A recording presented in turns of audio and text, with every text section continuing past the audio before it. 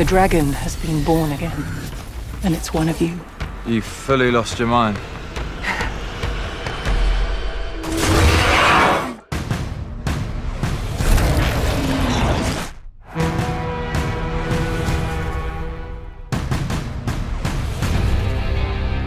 The Wheel of Time on Prime is an epic fantasy series based on the best-selling books by Robert Jordan, completed by Brandon Sanderson. With thousands of characters and new terms, intricate lore, and complex magic, it's easy to lose track of everything, especially with changes made to adapt the books for TV. That's where I come in.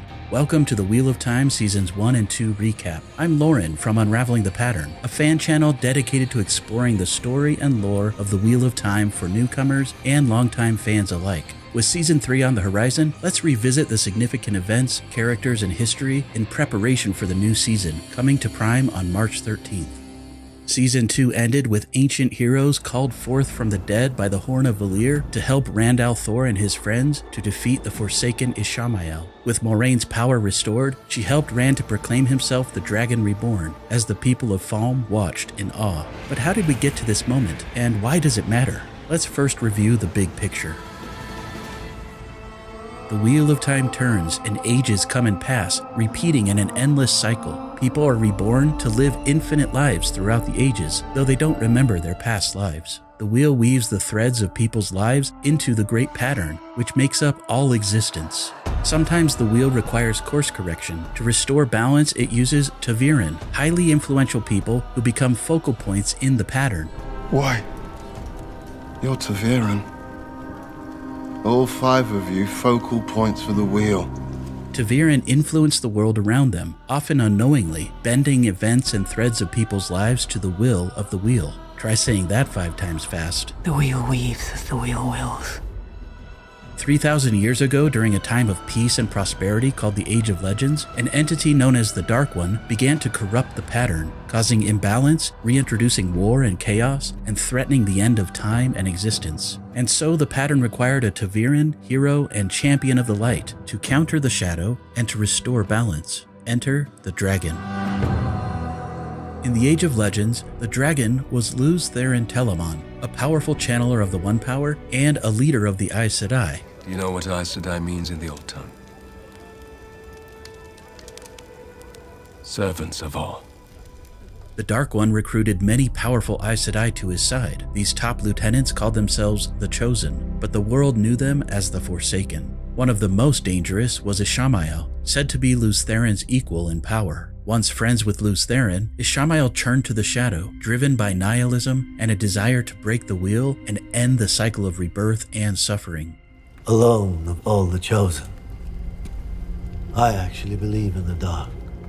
He believed the Dark One would inevitably break the wheel, but in order for that to happen, the dragon would need to swear to the shadow. He'll only break the wheel if it turns to the dark. And he'll only turn if he thinks it'll save his friends from doing the same. To Ishamael, it was only a matter of time. I suppose I have nothing if not time. Another Forsaken was Lanfear. As ruthless and powerful as she is beautiful, Lanfear loved Lews Therin. Obsessed with reclaiming him after he broke things off and married another woman, she swore herself to the shadow and was promised eternal life. Many people joined the Dark One as Dark Friends, while Trollocs, Fades, and other monstrous shadow spawn spread terror from the corrupted lands of the Blight. Lews Therin led the Light's forces against the Shadow in a brutal war of power. Victory seemed certain until he made a fateful choice that would alter the pattern for generations to come. Many, many years ago, men who were born with great power believed they could cage darkness itself. The arrogance. Lews Therin captured and trapped Ishamael in a supposedly unbreakable seal at the Eye of the World. He claimed Ishamael would be conscious but not aware, like a dream. The other Forsaken were also captured and trapped in cuendillar seals. It's cuendillar. I thought that Heartstone couldn't be scratched. That nothing, not even the One Power, could break it. So did I. But capturing the Forsaken was not enough for the dragon. He also attempted to re-imprison the Dark One, and it didn't go very well. The prison was sealed, but the male half of the One Power was corrupted, causing male channelers to go insane, and triggering the breaking of the world. Continents shifted, cities crumbled, and entire civilizations were lost. The dragon went mad and killed those closest to him before his death. A large peak, now called Dragon Mount, was left where he died. Prophecies claim that in the world's greatest hour of need, the dragon would be reborn to once again face the Dark One. But this time the shadow has the upper hand. The male half of the One Power is corrupted, causing all men who channel it to go mad. The Dark One's prison and the seals that hold the Forsaken are weakening, and if the Dark One breaks free, the Wheel of Time could be broken, and the entire pattern could unravel, causing the end of existence for everyone permanently. More heroes and ta'veren would be needed to restore balance. 3,000 years later, the scars of the breaking remain, and the truth of the past has faded to myth. The One Power still corrupts any man who channels it. The Aes Sedai, now exclusively women who channel, work to prevent another breaking by hunting male channelers and gentling them, removing their ability to channel before they lose control. To keep the people's trust, Aes Sedai bind themselves to the 3 unbreakable oaths, which prevent them from lying and from using the One Power as a weapon against innocents. These oaths are bound by the One Power itself. It's not that we do not break them, it's that we cannot break them.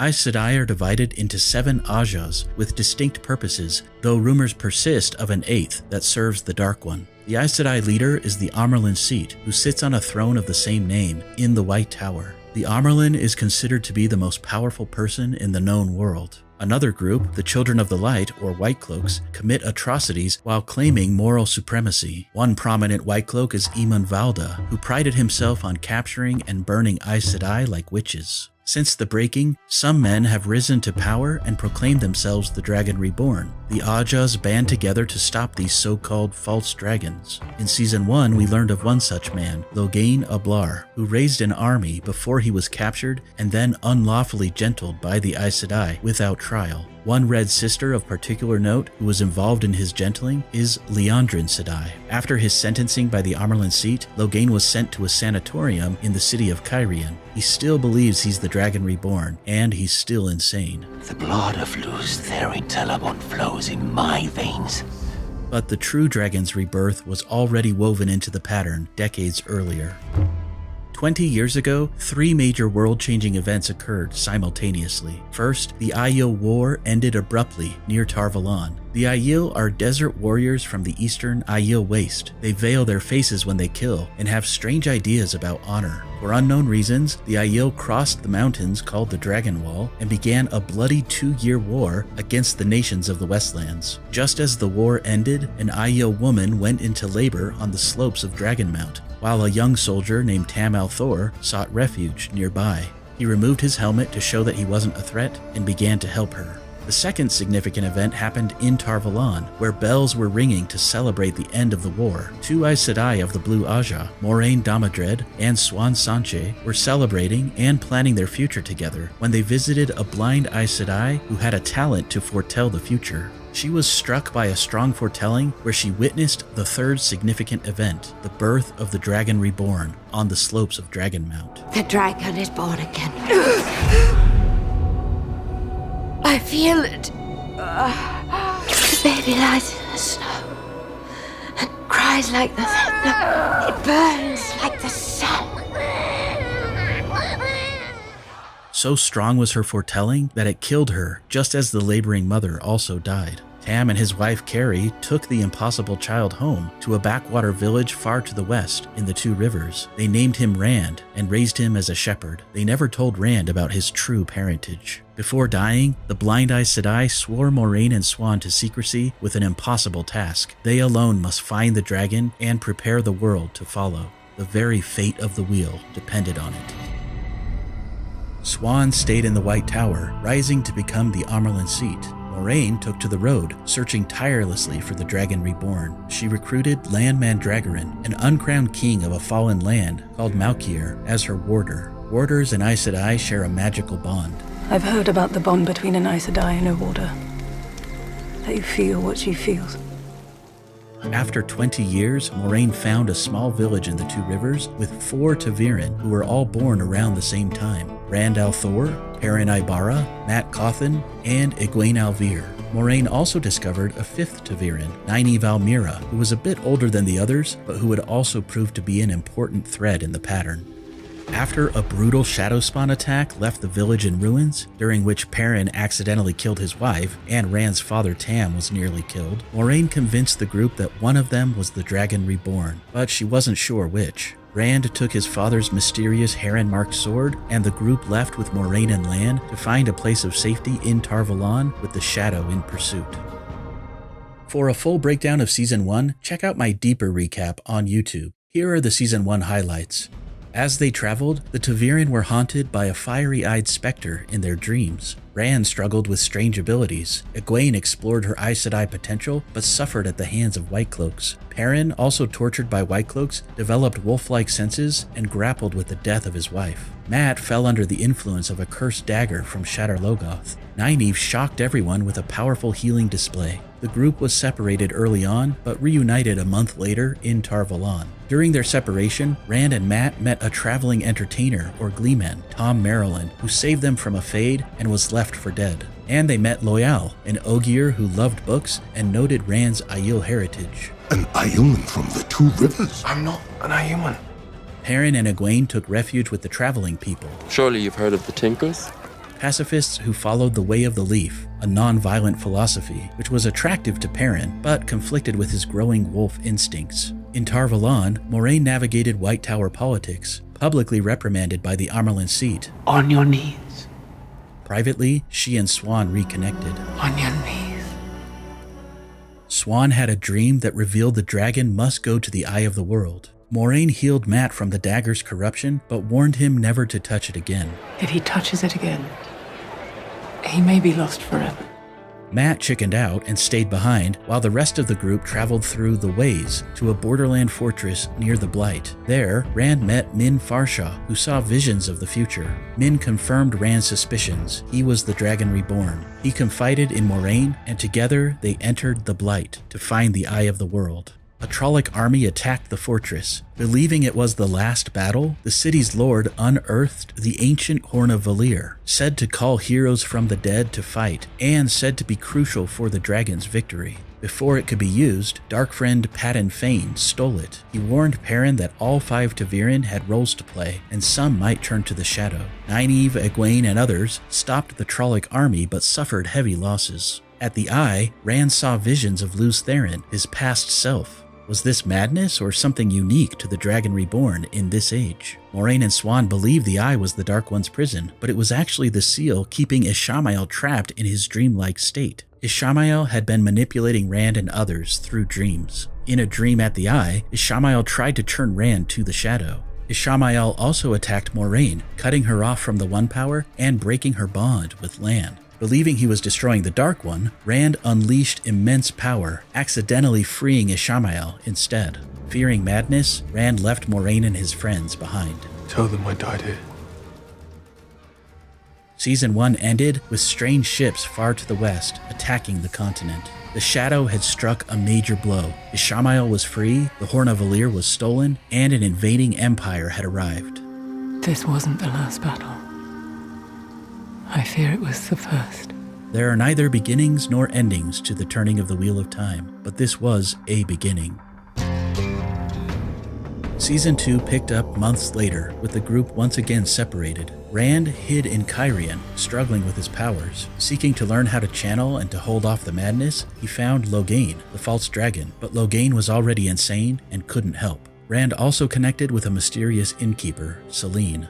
Ishamael, now fully free, wove a careful web, conspiring with the invading Seanchan Empire and others, directing every major player toward Falme. He gathered all of the Forsaken seals, but released just one of them, Lanfear, who hid as Selene and rekindled her obsession with Lews Therin through Rand. Meanwhile, Moiraine, cut off from the One Power, sought answers while she and Lan struggled with their fractured bond. They stayed with Aes Sedai sisters Verin and Adeleas. Verin, a Brown Aja scholar, seemed to know too much of Moraine's mission, but became a valuable ally.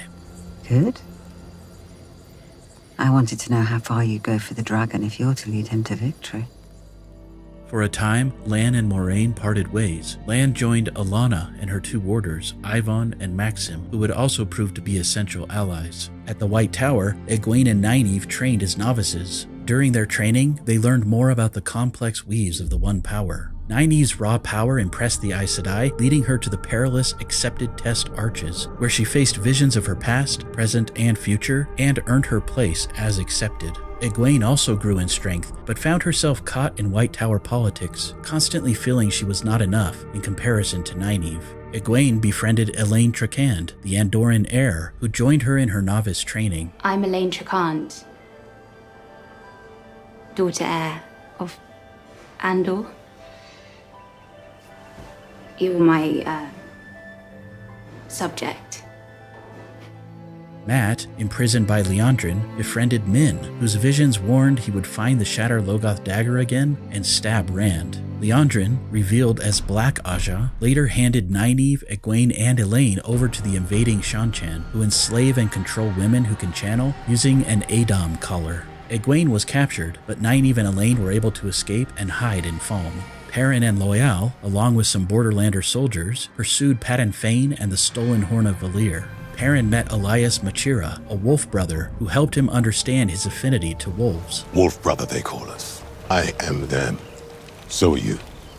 He also formed a connection with Hopper, a wolf who dreamt of flying. Hopper. That's his name. Close enough. Captured by the Shan-Chan, Perrin witnessed their brutality, including Uno's execution. Those who will not swear the oaths will have the oaths sworn for them. To obey, to serve! Perrin escaped and helped to save an Aiel warrior named Avienda from a White Cloak cage. Perrin Ibarra. Do you like to dance? Perrin and Avienda met up with two other Aiel warriors, Bane and Chiad, and headed to Falme to free Loial and the captive Borderlands soldiers. The Aiel said they were searching for their prophesied Chief of Chiefs. I'm searching for the Karakarn. Our Chief of Chiefs. At times, Lanfear defied Ishamael, aiding Rand and secretly guiding Moraine and Lan. Lanfear met with Rand in a dream realm called Teleron Riad, or the World of Dreams. Finally. She also met with Ishamael in the dream world. At one point, Rand and Egwene saw each other in Teleron Riad, thanks to Lanfear. Lanfear used some secret method to quickly get Mat to Falme. Who are you? How did I get here? That's my little secret. Lanfear also manipulated Liandrin to mess with Moraine and Swan in Cairhien. While in Cairhien, a city known for political intrigue, Rand was trapped by Swan and other Aes Sedai. Lanfear intervened, allowing Rand to escape. Thanks to Lan's research, Rand was able to restore Moraine's ability to channel. She assumed Ishamael had stilled her at the Eye, permanently blocking her from ever channeling again, but Ishamael had only shielded her with a complex weave that only a male channeler could see and unravel.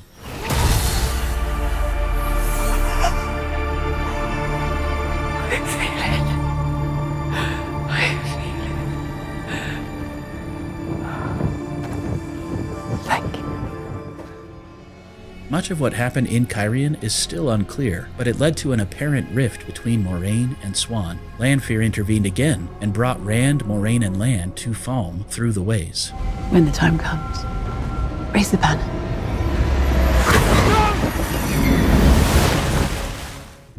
Meanwhile, Egwene suffered as a Damane, enduring brutal training from her Sul'dam, Rhenna. Though terrible, it increased Egwene's strength and hardened her resolve. Nynaeve and Elaine, hiding in Falme, sought a way to free her and learned that Sul'dam can also channel the One Power. This dirty little secret, if discovered by the general Shan-Chan population, could destroy the Empire. Using this secret, Egwene found the strength to break free of her chains, killing Rhenna in the process. In Falme, destinies converged. Mat was tempted by the Shadar Logoth dagger, but managed to fasten it to a pole and escape without touching it. Perrin, Loial, and the Aiel found the Horn of Valir with Lanfear's help and reconnected with Mat, who used his dagger to open the case containing the horn. Perrin was attacked by the same White Cloak who had tortured him in Season 1, but then he was saved by Hopper. Another White Cloak, Bornhald, killed Hopper with an axe. Perrin's eyes became permanently golden as he felt Hopper's death.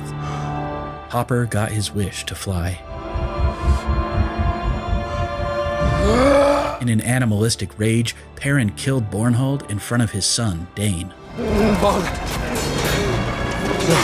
Matt, realizing he wouldn't be able to get the horn past the Shan-Chan troops to Rand, blew the Horn of Valir, which slowed time as the heroes of ages past arose from the fog. Matt not only summoned the dead heroes to help fight, but also learned of his true heroic nature. The heroes of the Horn. I am one of you. Memories of his past lives as a hero of the Horn seemed to unlock within him an ability to fight and to speak the ancient language of the Old Tongue.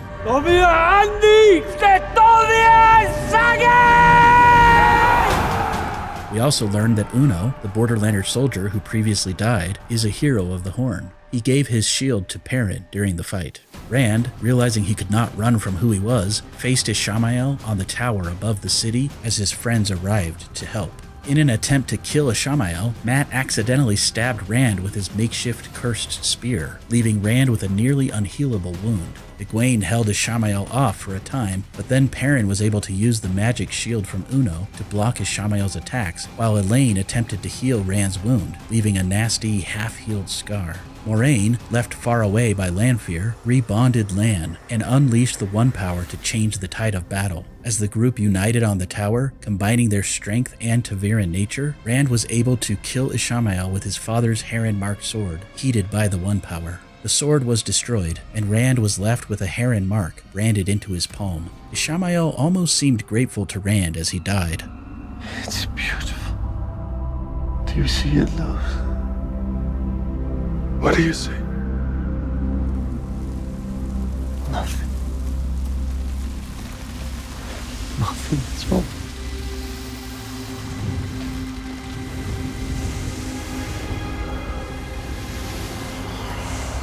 The season ended with Moraine channeling a dragon of fire above the city, publicly declaring Rand al'Thor as the Dragon Reborn. Karakarn.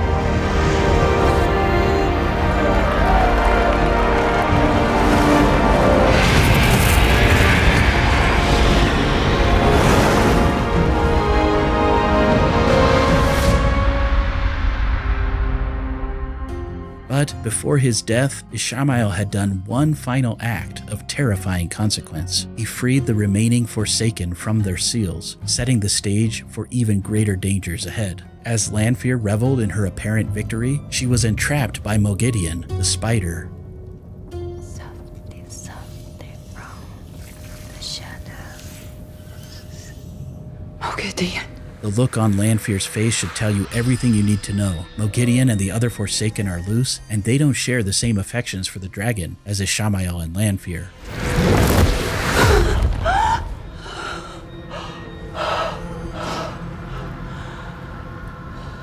Light help you, Rand al'Thor. Light help Rand al'Thor indeed.